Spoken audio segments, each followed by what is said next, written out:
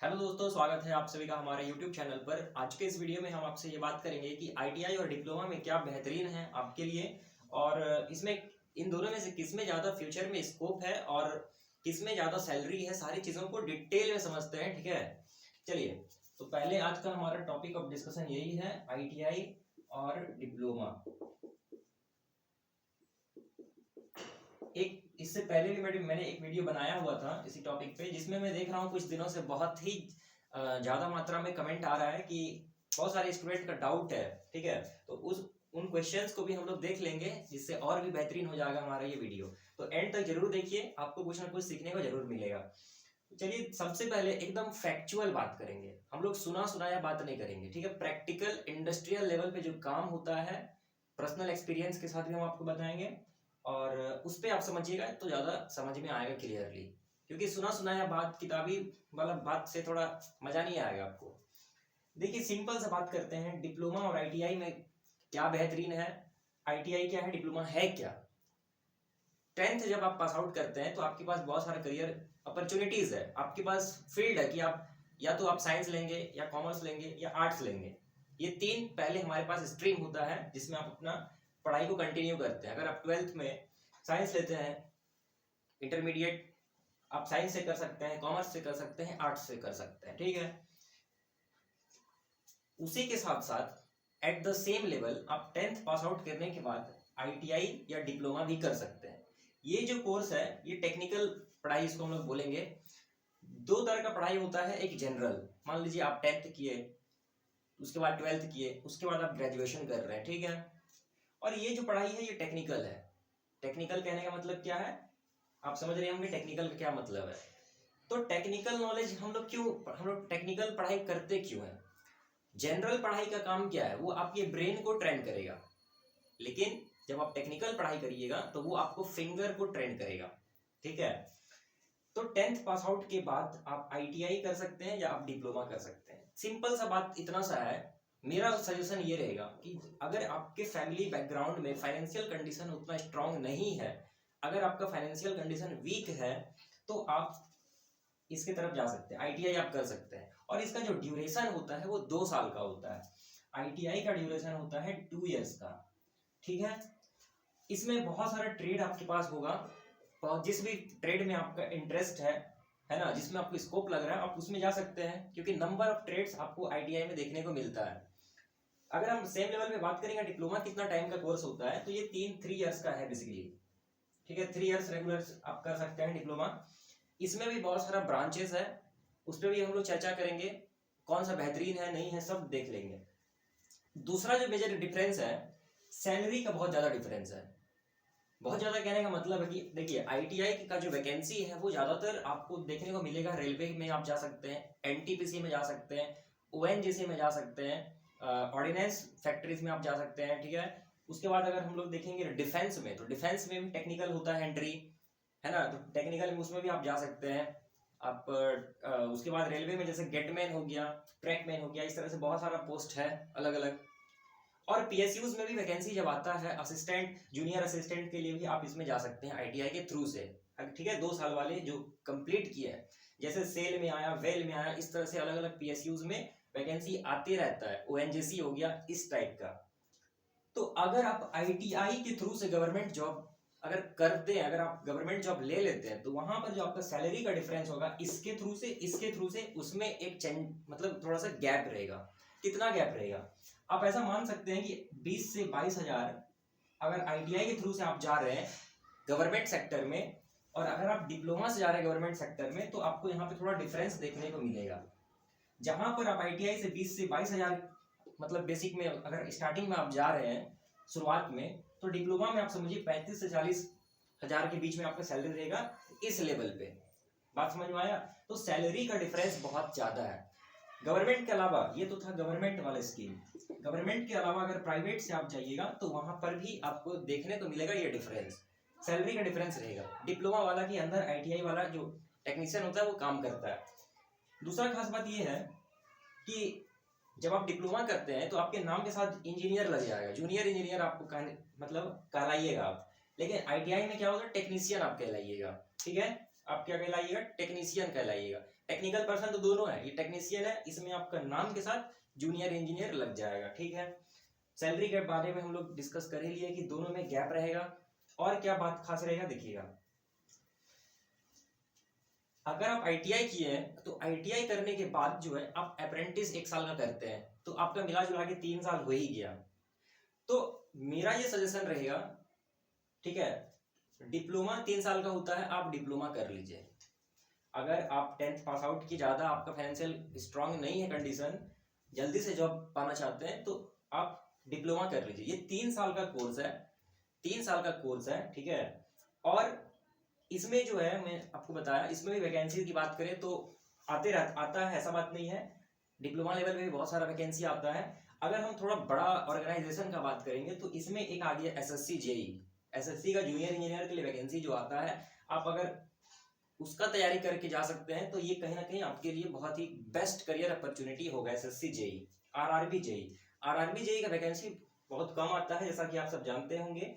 उसके बाद इस तरह से पीएसयूज में भी इसके लिए वैकेंसी बहुत सारा आता है, डिप्लोमा के लिए भी आता है, ऐसा नहीं है। लेकिन अगर बात करें इसमें और इसमें किसमें ज्यादा आएगा, तो आईटीआई का मतलब बहुत ज्यादा डिमांड है आज का टाइम में, आईटीआई का बहुत ज्यादा डिमांड है, डिप्लोमा का भी ऐसा नहीं है।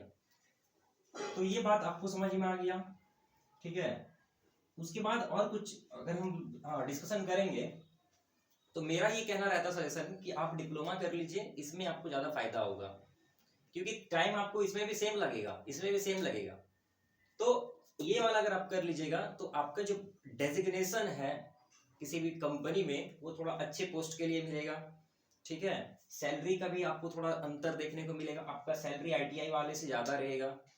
अब बात करते हैं कि इसमें जब हम लोग डिप्लोमा के लिए अगर मान लीजिए हम जाते हैं तो कौन सा ट्रेड हमको, कौन सा ब्रांच चुनना चाहिए। बहुत सारा आपके पास अवेलेबल होता है branch, mechanical, diploma in mechanical engineering, electrical engineering, civil आपके पास ऑप्शन है, इस तरह से तमाम प्रकार के हैं। आपके पास कंप्यूटर साइंस इंजीनियरिंग है, सीएससी है। तो इसमें देखिए कुछ ब्रांच है जिसको हम लोग एवरग्रीन कहते हैं, है ना, सदाबहार, जैसे फॉरेस्ट का भी टाइप होता है सदाबहार वन, तो उसी प्रकार से ये ब्रांच जो है एवरग्रीन है कुछ कुछ। कौन कौन सा, एमई मैकेनिकल इंजीनियरिंग, किसी भी कंपनी में किसी भी फैक्ट्री में मैकेनिकल इंजीनियरिंग उन लोग को चाहिए, चाहे प्राइवेट हो। और सरकारी की बात करेंगे गवर्नमेंट का, तो मैकेनिकल के लिए वैकेंसी, सिविल के लिए वैकेंसी, इलेक्ट्रिकल के लिए वैकेंसी, ये सब तीनों आपको देखने को मिलेगा ही, बाकी कोई दिखे या ना दिखे, ये 3 रहेगा ही लाइन में, मैकेनिकल, सिविल, इलेक्ट्रिकल। बात समझ में आया। उसके बाद सीएससी वगैरह है, जो भी है बाकी, जो मेटलर्जी या आपका जो भी है, उसके बाद ही है। तो ये सब एवरग्रीन कहलाता है। अब बिहार में बहुत ज्यादा प्रचलित है सिविल, बिहार झारखंड सिविल का बहुत डिमांड है, सिविल, मैकेनिकल, इलेक्ट्रिकल, बहुत जल्दी सीट भर जाएगा, आपको कटअप भी थोड़ा हाई जाता है। तो इसलिए अगर ये तीनों ब्रांच में आपको कोई मिल रहा है, अब इसमें भी है कि इंटरेस्ट भी डिपेंड करता है कि आप किस में आपका इंटरेस्ट है, ठीक है। तो इन तीनों में आप आंख बंद करके ले सकते हैं इंटरेस्ट, इन तीनों में देखिए इंटरेस्ट किस में है, तीनों बेहतरीन है, सरकारी नहीं तो अगर प्राइवेट भी देखिएगा हर जगह इसका डिमांड है। दूसरा बात करते हैं, देखिए जो डिप्लोमा का जो कोर्स है ये 3 साल का होता है, 10th के बाद आप इसको मान लीजिए कर लिए, तो कहीं भी अगर 12th के लेवल पे अगर कोई चीज हो रहा है तो आप उसके लिए एलिजिबल होंगे। बोलिए कैसे, क्योंकि डिप्लोमा को 12th के इक्विवेलेंट माना जाता है, ये इक्विवेलेंट माना जाता है 12th का, ठीक है, बात समझ में आ गया।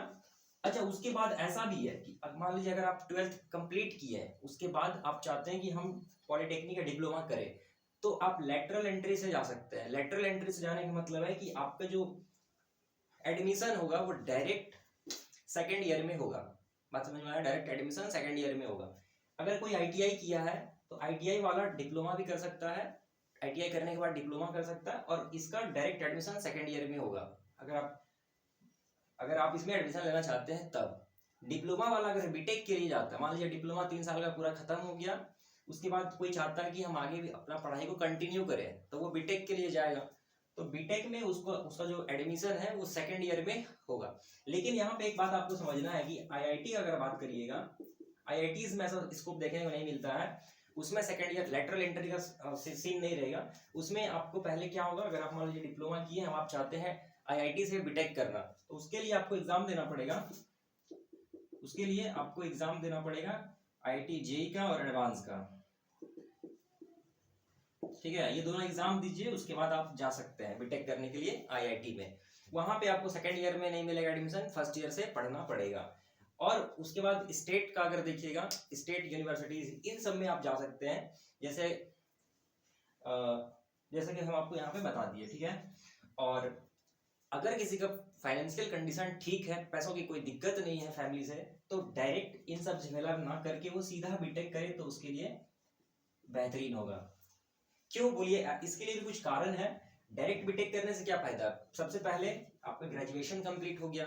अगर आप जाना चाहते हैं किसी और, जैसे मान लीजिए ग्रेजुएट लेवल पे अगर कोई वैकेंसी में आप अपियर होना चाहते हैं, फॉर एग्जांपल अगर आप यूपीएससी के लिए जाना चाहते हैं, आप एलिजिबल हैं। आप देखते हैं यूपीएससी में ज्यादा सब ग्रेजुएट इंजीनियर आजकल जा रहा है, क्यों, उसके पीछे भी कुछ कारण है। यूपीएससी में जा सकते हैं आप, एसएससी सीजीएल के लिए जा सकते हैं, एसएससी सीजीएल, आप सीडीएस के लिए, यूपीएससी सीडीएस के लिए जा सकते हैं, जो कि ग्रेजुएट लेवल के लिए आता है। तो इस तरह से आप देख सकते हैं तमाम प्रकार का, आईएएस के लिए जा सकते हैं, तो तमाम प्रकार का यहाँ पे आपके पास अपॉर्चुनिटी है गवर्नमेंट सेक्टर में भी। और उसके बाद इंजीनियर का सपना क्या होता है, पीएसयू। तो पीएसयू जितना भी है, चाहे सेल हो, ओएनजीसी हो, एनटीपीसी हो, बार्क हो, इसरो हो, ये सब में वो अप्लाई कर सकते, चाहे वो डीआरडीओ हो, है ना।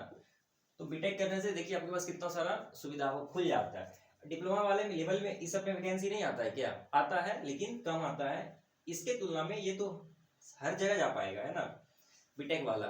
तो इस तरह से आपको कुछ कुछ डिफरेंस को समझ लेना है, कौन सा बेहतरीन है। उसके बाद आप डिसाइड करिए, अगर आईटीआई करिएगा 2 साल का, फिर आप 1 साल का अप्रेंटिस करिएगा, 3 साल आपका लग ही गया। डिप्लोमा कर लीजिएगा, सैलरी भी बढ़ जाएगा, इज्जत भी बढ़ जाएगा, पोस्ट भी थोड़ा ऊपर रहेगा, आईटीआई वाला आपके नीचे काम करेगा। कोई दिक्कत अगर नहीं है तो डायरेक्ट बीटेक करिए, ग्रेजुएशन भी कंप्लीट हो गया। इंजीनियरिंग के लिए जो भी वैकेंसी आती है टेक्निकल वाला, उसमें आप जा ही सकते हैं। अदरवाइज आप इन सब का भी प्रिपरेशन अगर मतलब मन है तो आप कर सकते हैं, एलिजिबल है। अभी डिप्लोमा वाला अगर मान लीजिए सीजीएल का तैयारी करना चाहता है, मान लीजिए यहाँ पे डिप्लोमा कंप्लीट किया, अभी एसएससी सीजीएल का तैयारी करके वो जाना चाहता है ना, एक्साइज इंस्पेक्टर बनना चाहता है, तो अब वो क्या करेगा, एग्जाम देने के लिए एलिजिबल नहीं है, अब उसको पहले ग्रेजुएशन करना पड़ेगा। और 4 साल का ग्रेजुएशन फिर जब करेगा, तो आप समझ रहे हैं 4 साल का उसको ग्रेजुएशन करेगा, फिर ये एग्जाम देगा। लेकिन जो बीटेक किया है वो डायरेक्ट भर सकता है, अप्लाई कर सकता है। तो ये कुछ कुछ डिफरेंस है जो हम आपको यहाँ पे बताने का प्रयास किए हैं। और कुछ लोग ये पूछ रहे थे कि मान लीजिए हम आईटीआई कंप्लीट किए हैं, मान लीजिए आईटीआई किसी और ब्रांच में कंप्लीट किए हैं, इलेक्ट्रिकल में किए हैं, क्या हम डिप्लोमा में कुछ और ब्रांच ले सकते हैं? The answer is yes.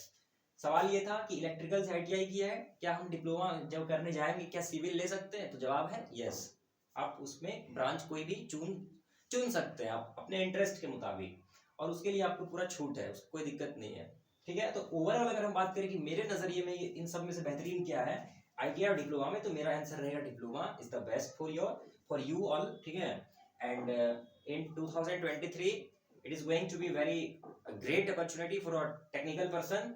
Either you have completed your ITI diploma or BTech, और समझ में आ गया। उसके बाद बहुत सारी प्राइवेट कंपनियां भी है जो गवर्नमेंट से कम नहीं है, for example if we consider Tata Steel, so तो वहां पर ये जा सकता है, जेट के थ्रू से एंट्री ले सकता है, बीटेक भी जा सकता है।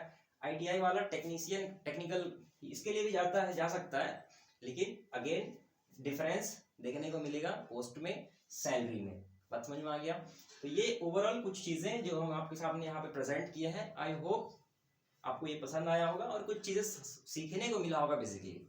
और प्रैक्टिकली अगर आप देखिएगा, ये जो आईटीआई ये जो है कोर्स है, बेसिकली प्रैक्टिकल पे ज्यादा फोकस करती है, थ्योरी पे बात यहाँ पे नहीं होता है। थ्योरी लेवल पे प्रैक्टिकल चीजों पे डिस्कशन यहाँ पे किया जाता है। आपको मान लीजिए कंपनी में आप गए, किसी प्लांट में गए, बोरा रखा हुआ है, मटेरियल रखा हुआ है, एक में NaCl है, सोडियम, दूसरा बोरा में मान लीजिए सोडियम नाइट्रेट है, 5 किलो डालना तो सोडियम नाइट्रेट, अब पता ही नहीं चल रहा है कि इसमें नमक कौन है, सोडियम नाइट्रेट कौन है, नमक डाल दिए 5 किलो, ले मटेरियल खराब हो गया।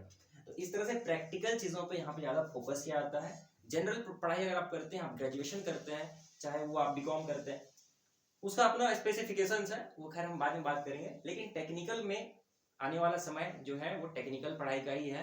तो आपको अगर जाना है, आप सोच समझ के जा सकते हैं। दोनों के लिए अगर आप जो एग्जाम होता है, जो गवर्नमेंट कॉलेजेस के लिए एग्जाम होता है, उसमें एंट्रेंस एग्जाम आपको देना पड़ेगा।